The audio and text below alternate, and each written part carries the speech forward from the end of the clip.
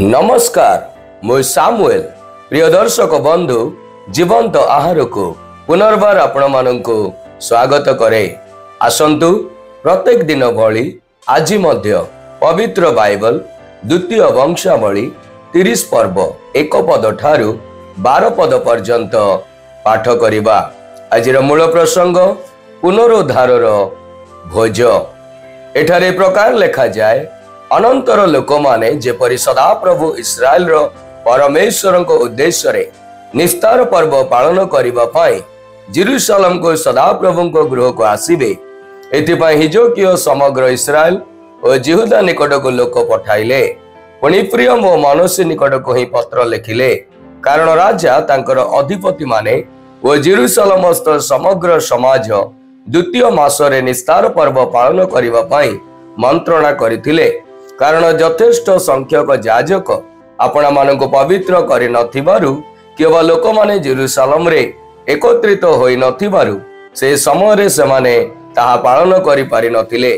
ए विषय राजांकर ओ समग्र समाजर दृष्टि रे यथार्थ बोध हला। एनु लोक माने जेपरि जेरूशलेम रे सदा प्रभु इस्राएल रो परमेश्वर को उद्देश्य रे निस्तार पर्व पालन करबा को आसीबे। एथिपाई सेमाने बेरसबा ठारू दान पर्यंत इस्राएल रो सर्वत्र एहा घोषणा करबा को स्थिर कले। कारण सेमाने लिखानुसार ए रूप बहु संख्यक होई पालन करि नथिले। तहिरे दूत माने राजा ओ तांकर अधिपति मानक ठारू पत्र नै इस्राएल ओ यहूदार सर्वत्र गमन करी राजाज्ञा अनुसार एई कथा कहिले। इस्राएल संतान गण तुमे माने अब्राहम रो ओ इसहाक रो ओ इस्राएल रो परमेश्वर सदा प्रभु को प्रति पुनर्बार फेर। तैरे से असुर राजगण हस्तरु रक्षित तुम मानक अवशिष्टांश प्रति फेरिबे। आउ तुमे माने अपना मानक पितृगण ओ भातृगण तुल्य न हुओ। सेमाने अपना पूर्व पुरुष गणर परमेश्वर सदा प्रभु को विरुद्ध रे सत्य लंघन कले। तेणु तुमे माने देखुअछ जे से सेमानक विनाश रे समर्पण कले।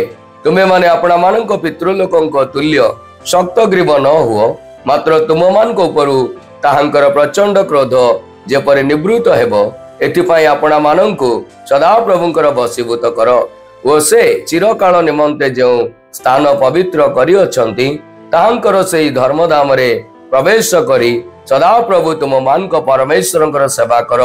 कारण तुमे माने जेबे पुनर्बार सदा प्रभुंक प्रति फेरिबो तेबे तुम मान भातृगण ओ संतानगण जो मानक द्वारा बंदी रूपे नीत होई अछंती समान दृष्टि रे दया प्राप्त हेबे ओ पुनर्बार एई देश को आसीबे। जण सदा प्रभु तुमान परमेश्वर कृपामय ओ दयालु अटंती।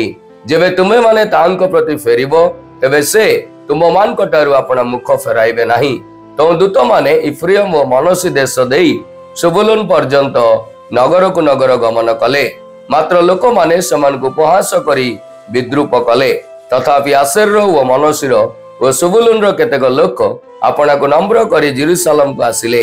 मध्य सदा प्रभु को वाक्य अनुसार राजांकर ओ अधिपति मानकर आज्ञा पालन करिबा पई यहूदार लोक मानक एकत्रित हेबाको परमेश्वर हस्त समान मध्य रे विद्यमान हला।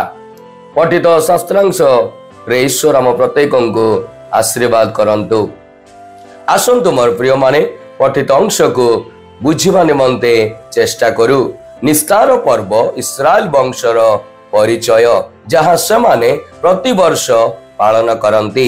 जेहेतु अनेक समय धरी यह पालन करा जाई नथिला तेणु हिजकिया एवं लोक माने स्थिर कले जे सेमाने निस्तार पर्व पालन करिवे बोली। यह नियम अनुसार एक मास विलंब होइतिले मध्य उत्तम विषय निमंते अनुमति थिला। तेणु सेमाने एहाकु अनुमोदन कले द्वितीय मासरे पालन करिबाकु। सेमाने अरामीय राजा ठारू पराजित होइतिबा इस्राएलिय मानंकु मध्य एही उत्सव रे जोग देवा निमंते निमंत्रण कले।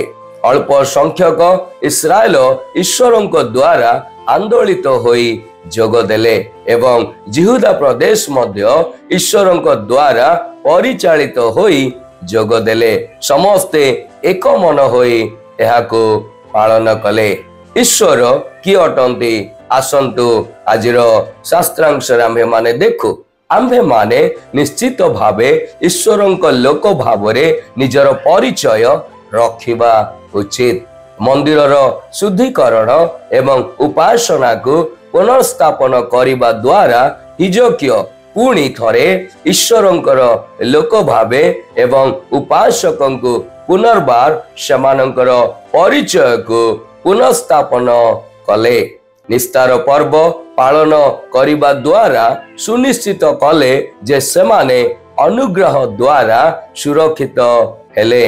वर्तमान जगत रे आम्भ मानंकर एवं मंडलीर ईश्वरंक लोक भावे कौन विशेष विषय गुड़िक रहिबा आवश्यक जा आम्भ मानंकु भिन्नता मध्यरे दर्शाए। ईश्वर आज शास्त्रांश आम मान को कौन सिखाते आसतु मोर प्रिय माने आमे माने ता शिखु एवं अपना जीवन रे ताहा प्रयोग करने निमंते चेष्टा करू।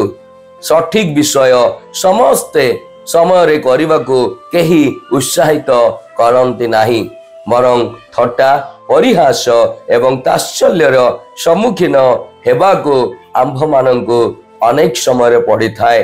किंतु जदि आमे ताको परित्याग न करी लागी रहिबा द्वारा निश्चय अन्य माने मध्य सही शुभ कार्य रे जोग देबे। आम्भे माने कौन अति शीघ्र आज निराश हेउअछु कि जेतेबेले मंडली कोनोसी विषय करिबारे असफल हुए विश्वस्त भावे आम्भे माने धैर्य धरी रहिले निश्चय दिने ना दिने आम्भ मानंकु सफलता मिलिबो एवं तामे स्वचक्षुरे देखि पारिबा। ईश्वर आज ध्यान रे आम प्रत्येकंकु आशीर्वाद करंतु। आसंतु आम्भे माने प्रार्थना करिबा। हे प्रभु आम्भ मानकु साहाय्य करंतु जेपरि मंडलिक भावरे जेते बाधा विघ्न थट्टा ओ प्रभु निंदा अपमान आसिले मध्य आपणकर वाक्य को दृढ़ रूपे धरी रखी एक आदर्श जीवन प्रभु ए जगत रे काटी अन्य मानक दृष्टि रे आपणकर गौरव करि पारिबु एई प्रकार दया आम्भ मानकु प्रदान करंतु। यीशुଙ୍କ नाम रे एई प्रार्थना मागिले, आमेन।